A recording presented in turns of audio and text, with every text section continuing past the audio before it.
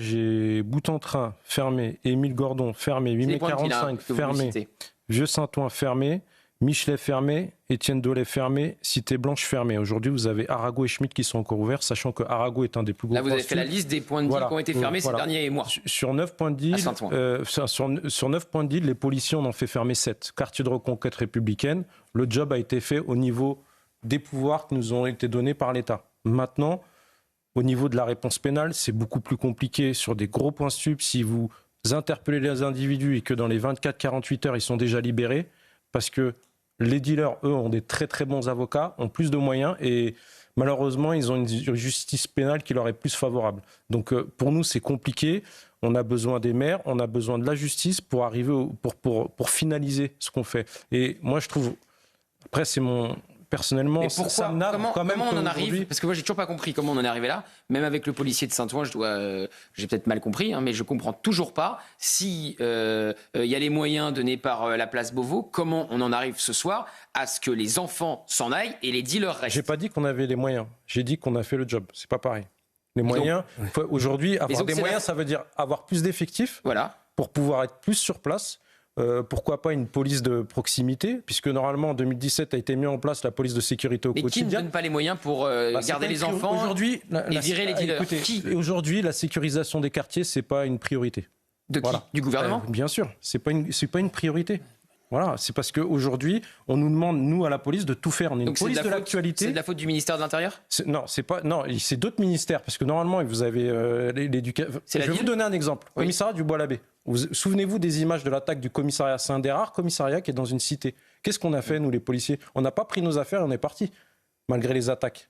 Qu'est-ce qu'on a fait? On s'est battu avec notre organisation syndicale, on s'est battu et on a fait sécuriser avec le préfet de police de l'époque, M. Lallemand, qui n'était pas facile en termes de dialogue social. On a réussi à faire, on a réussi à faire sécuriser ce commissariat. Et je peux vous dire que c'était une vraie bataille. C'est dommage qu'aujourd'hui cette bataille elle n'est pas menée, parce que vous avez des. Je vous jure que je n'arrive pas à comprendre. Je n'arrive pas à comprendre.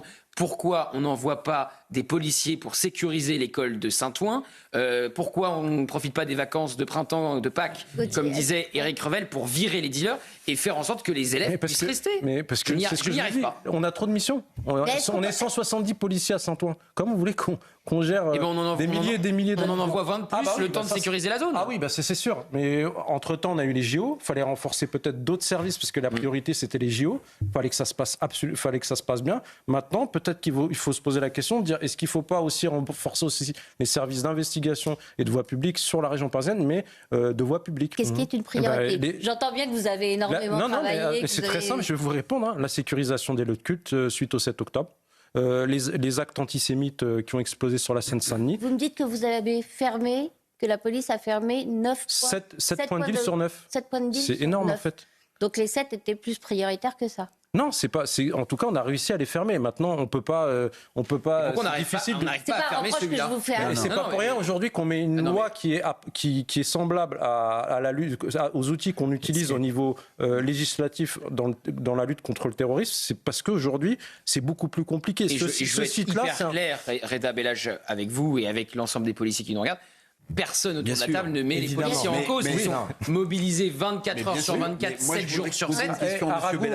Sur Arago, on fait de 3 à 5 interpelles par jour. Je ne sais pas si vous imaginez. Ils sont relâchés derrière. Ah bah oui, mais c'est on se pose la question de ceux qui donnent les ordres aux policiers. Si ça ne suit pas derrière. La réponse pénale ne suit pas. Voilà. Monsieur Bellage, je voudrais vous poser une question. Puis c'est dans un violon. La vidéoprotection, pourquoi on ne met pas une vidéoprotection? Ils ne supportent pas ça, ils détestent ça, les dealers. Ils arrivent avec des disqueuses pour les couper. Voilà, donc pourquoi on ne met pas ces dispositifs-là? La vidéoprotection, c'est le maire. Oui, non mais ça, oui.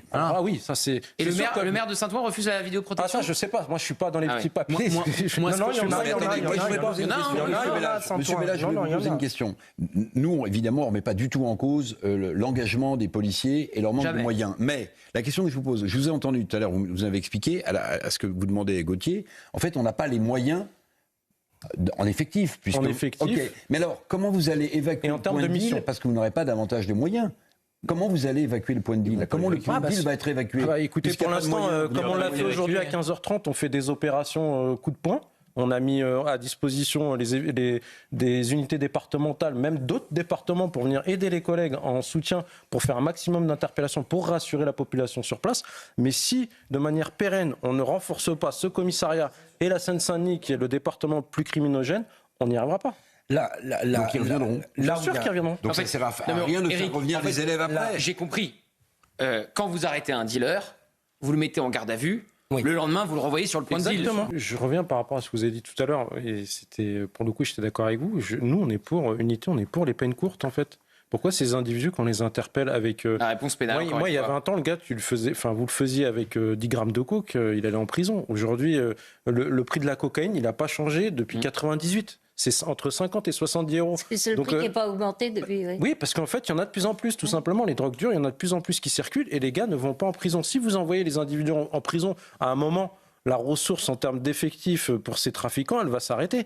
C'est sûr. Ou alors ils vont déménager. Il y a un moment où il faut sévir. Et c'est de plus en plus compliqué pour nous. Si jamais la réponse pénale n'est pas plus ferme, on n'y arrivera pas.